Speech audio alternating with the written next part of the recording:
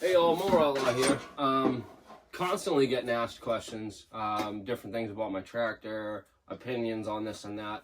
So a couple weeks ago I put out a question telling everybody I was going to do a Q&A video.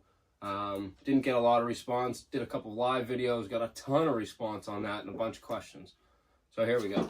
First question is from Mud Mower Farms. Where do you buy your rear and front tires?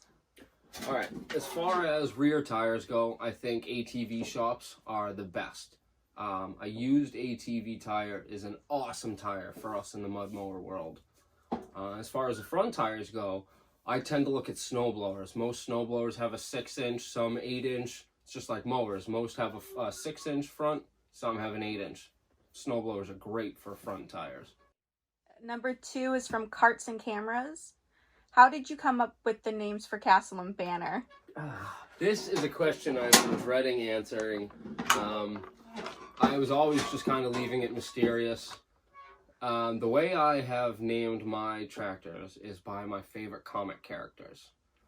Castle, my favorite machine, is like my favorite comic character, which is the Punisher.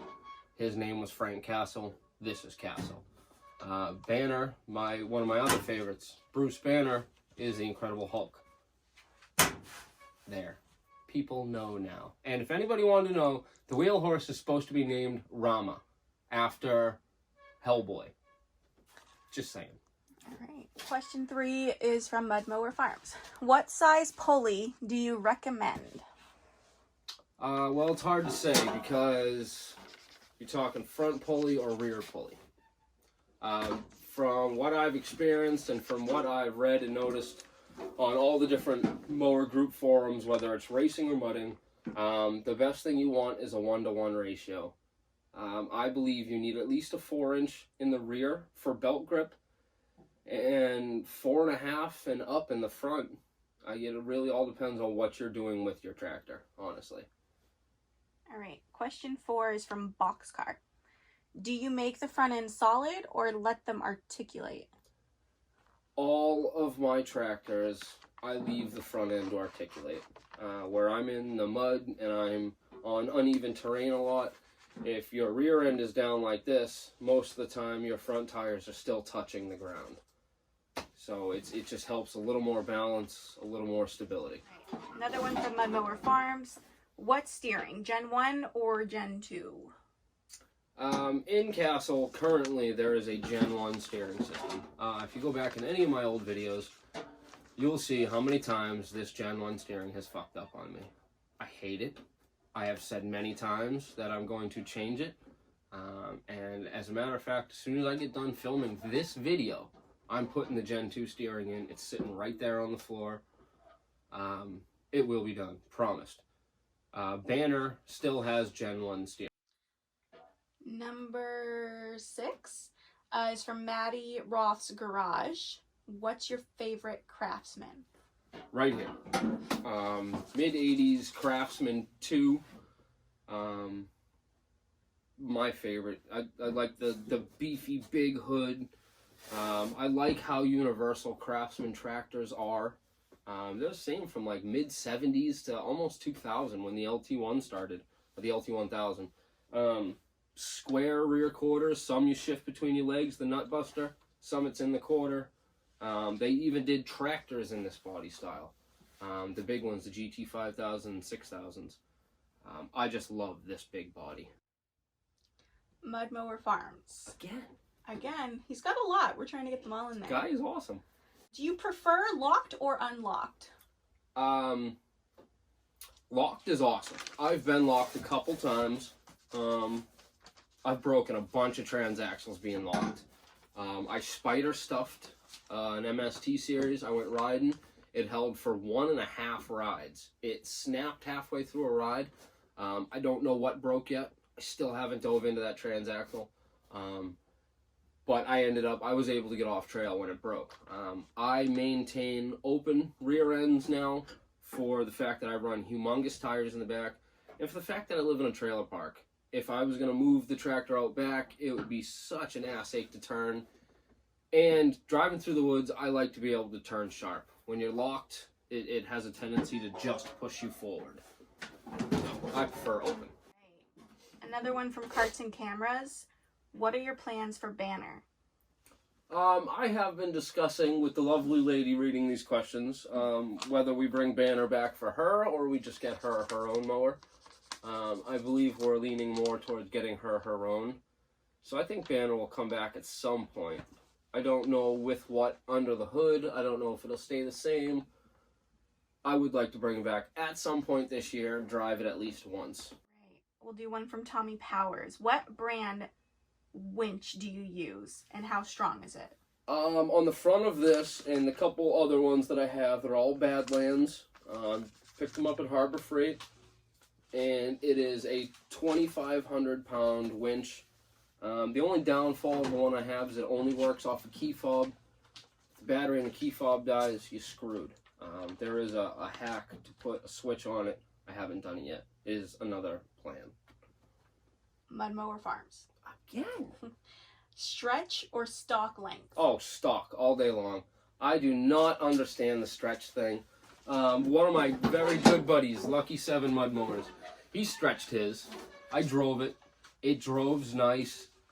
I just don't feel like in the woods it would be as beneficial.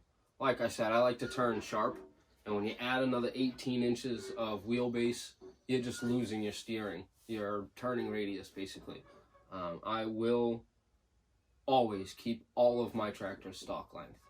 This one is from Nick. Nick, Nick, the UK hillbilly. that's him. What tires and brand best run on an MST? Nick, that's kind of an odd question, but you're an odd man. I personally run Kenda Bear Claws. I run 22 tall, 12 wide, 8-inch wheel. And honestly, it's really pushing the limits of the size of a tire you should be running on a 3/4 axle, like the MST.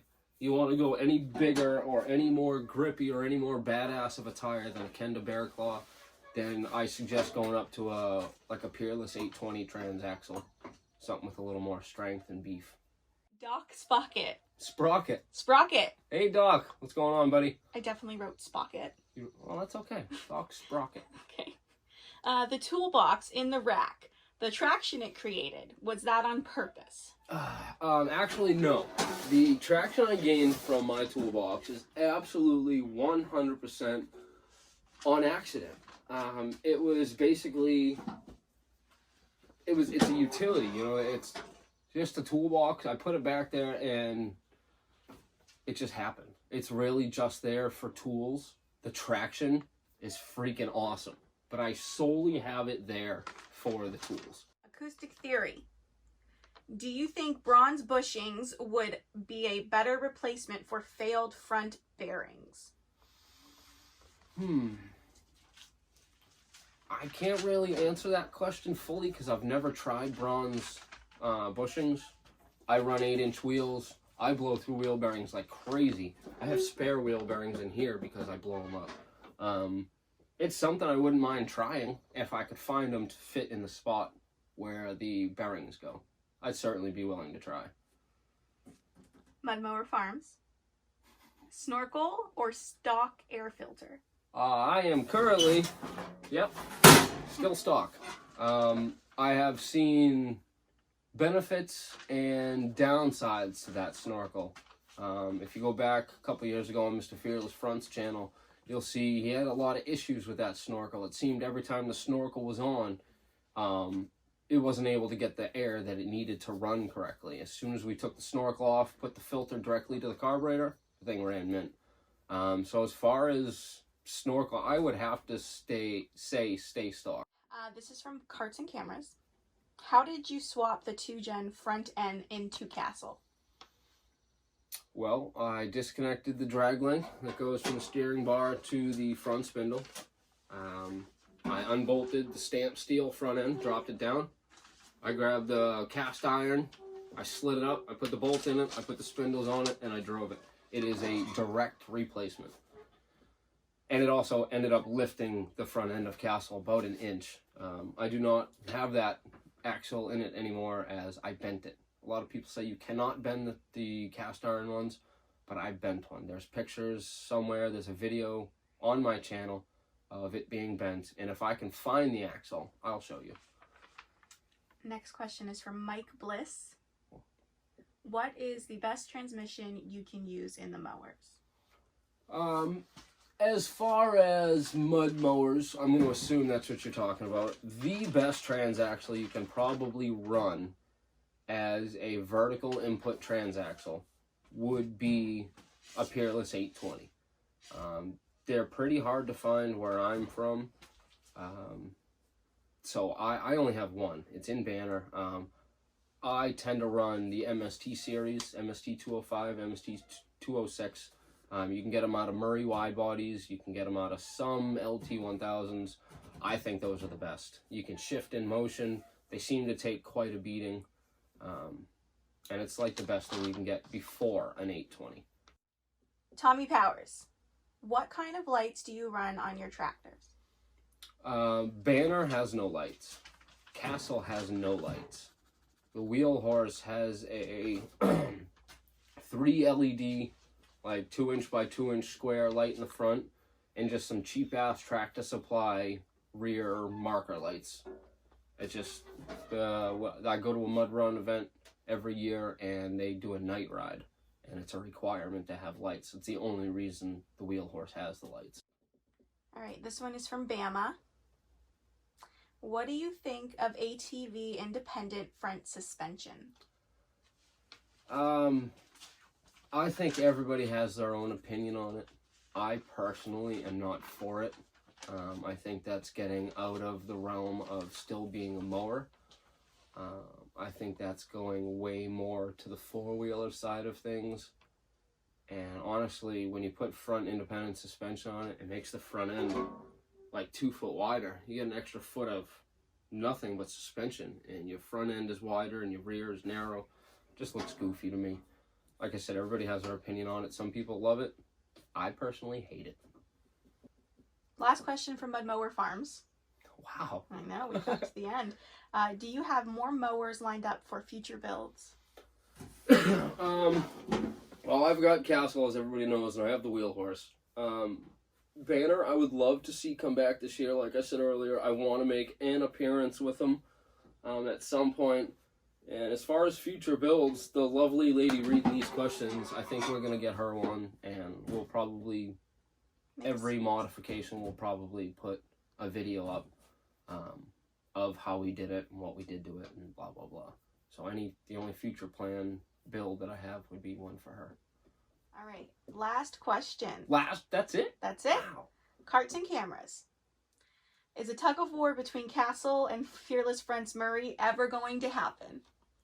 I would definitely do that. I would be all about doing that. The only thing I can foresee with that is I have, like I said earlier, 22 by 12 by 8 tires. The Murray runs like a 19 by 7 tire, so it's shorter and skinnier. So as soon as I put any pressure against him, his tires will probably spin. I'm not saying for sure that I would drag him or I would win in the tug of war, but I think if he changed his rear tires to something bigger, or if I changed mine to smaller to make it more even, I think it would be a hell of a tug of war. But the way it stands, I think I would probably pull him. Not really sure. But Fearless, if you're watching this, let's do this, man. That'd be a great video. I hope I answered everybody's questions. I hope this was somewhat enjoyed. If you didn't like it, you want to hit the thumbs down, hit the thumbs down. Just tell me why you didn't like it. If you liked it, hit the thumbs up. You got any more questions? Maybe we'll do a part 2 at some point for any questions that were not answered to what you expected or any more questions. So like always, hit the thumbs up or thumbs down. Leave me a comment. Tell your friends. If you subscribe, hit the bell so you get all the notifications. And we'll see you in the next video.